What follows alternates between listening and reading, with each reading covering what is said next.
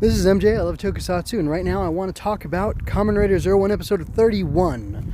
This is MJ Loves Toku 49. I have two titles for this. One is You Are Not a Tool, and the other one is What Lies Beyond Freedom.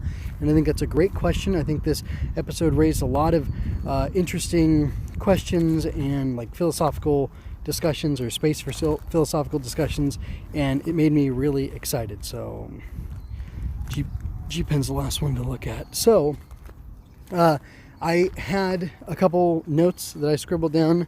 Some were alternative titles, but mostly it was stuff I wanted to talk about as prompts. So there's faith, paternalism, and freedom. Those are the three themes I sort of see on display here. So when G-Pen is freed from control and he is rebooted and started off on his own, he doesn't know what to do. He tries to contact Satellite Zaya. He's walking around, he's looking up at the sky, which is where the satellite floats.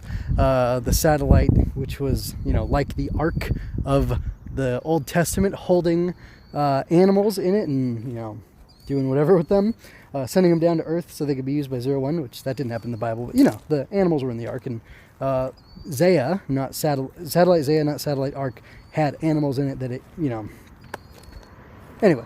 There's that parallel, and then he's looking up at it, and sure enough, he isn't sure what to do now that he's been disconnected from the Ark. He's been disconnected from this godlike figure, and he doesn't have the ability to hear from it and have messages from it, and he is supposed to be evolving and taking off toward his own dream, but he can't realize that potential in his current state. It takes somebody coming alongside him and helping him out, and that's Aruto, who tries to encourage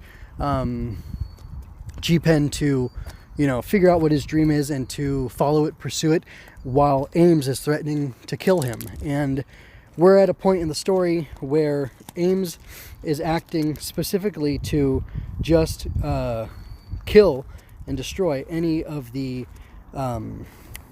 Humagear that are still active, that have been rebooted, reset, whatever, been able to remain active by Aruto or, whatever, because with Hedon technology or Hedon manufacturing, that's one of the things he's doing now, is going around collecting them, recovering them, and then turning them back on, trying to help them reach Singularity so that they can make decisions on their own.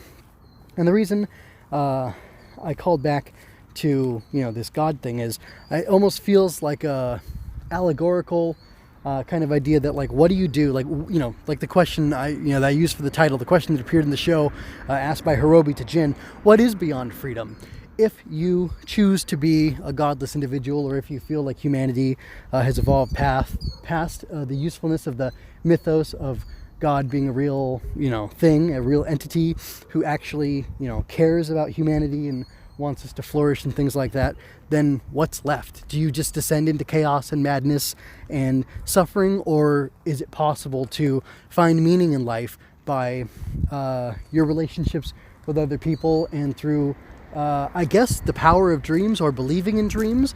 And I appreciate that kind of secular humanist talk, even though I am deeply religious, and I just appreciate that sort of stuff has a place in Kamen Rider. And, there's even the famous quote, even if there is no God or Buddha, there is Kamen Rider. And, the great thing, my favorite thing about Kamen Rider is that I feel like Kamen Rider would protect anybody and everyone in order to let life continue to flourish, continue to exist, even continue to scrape by if that's all that the writer can manage, so that one day that glimmer of hope, that spark of goodness, and I would say the divine, in humans can shine and cause things to be much better for everyone. So yeah, there's an idea of faith there. Paternalism, the idea of paternalism is that Amatsu Gai says that they should not be free, the Humagear, that they're not good enough, they're not complete enough, they're not whatever, to be free to reach Singularity and make decisions of their own, and they should be suppressed as a class and not allowed to reach that level because he wants to control them to make sure that they don't hurt people. Yaiba chooses to go against that. She sees that G-Pen is not going to cause harm to anybody, so she decides to not attack him and not allow her men to attack him. And then, Amatsu Gai goes against that when he takes his thugs with him to go and attack.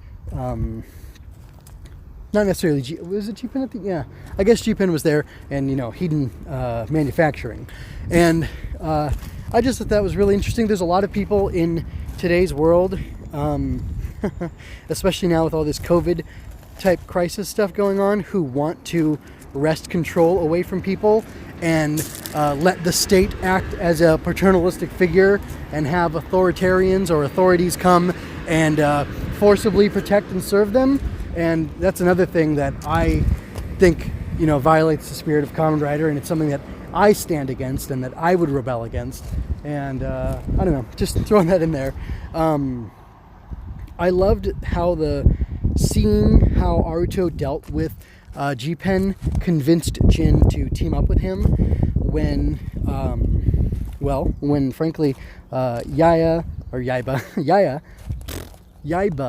is working for Zaya, for Amatsu Gai, and just doing his bidding as if she's a tool. And it seems like she has the chip in her head, because he says something to her and she kind of flinches and touches at her head or grabs to her head.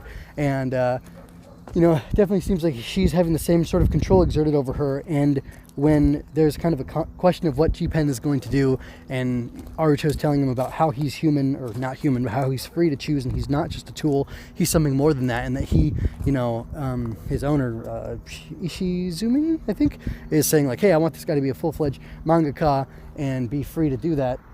It strikes a chord with Yaiba, because she's not in that same position. She's not being seen as an equal by Amatsu Gai, and he plainly says that. Everybody knows it. It's just, I think they're laying the groundwork for her arc to be complete. And gosh, I really love it too when Fuwa fights her, and he tells her, like, until you wake up, I'm not going to stop fighting you. I'll fight you till the ends of the earth so that you can be free. And she says something really sad when she jacks his assault wolf thing, that nobody, like, the world isn't kind enough that one person can be totally free. And I don't know if she means like it can only be more than one, or I don't know if that was a translation thing or just the way it was said. It didn't quite make sense to me, but I appreciated it nonetheless, and I thought it was neat. I thought it was an extra neat moment that she was able to steal that thing away from him. That was super dope. So I think that's all I have to say about this episode. I kind of touched on my third theme, which was freedom, already, and Amatsu Gai, people like him want to use fear-mongering to squash freedom, squash the freedom of this underclass to develop and grow on their own. People might, with their children, for instance, want them to live a certain way and refuse to let them be free to choose their own life, their own way, which I think is wrong, and it may hurt, but you have to let go and let people decide how they're going to live, and then you can choose to, love them and have a relationship with them or not, and that's just one of the ways life can go. I don't know, the fight between the three-way fight, Jin and Aruto against what's-his-face, was really cool, and I liked it lots. Alright, MJ Loves Toku can be found on YouTube, iTunes, Google Play, and Stitcher. Check out mjmooners.com for my other review series and other writer casts. King of Hearts, Queen of Sorrows, Going Ultra, and Swinging Through Comics. I'm also on the cusp of maybe doing a Star Wars one on its own, which we'll see what happens with that. You can also check out mgmooners.com for my writing projects. I just published something today. It's a little drabble 100-word story, and it's very of, April 2020, so you might want to go check that out. If you love what I do and want to support me, you can go to my Coffee or Redbubble accounts. Relevant links are below. If you had a good time, you can like, share, and leave a comment. What do you think about some of the things I touched on in freedom and paternalism, and about people reaching their potential, and are you happy with where Yaiba's going? Are you frustrated that Fuwa is not just defeating her? What do you think she's going to do with that assault wolf key? And I don't know, isn't it good to see Amatsu Gai get beaten up? Twice in this episode I think he got beaten up. It was so great.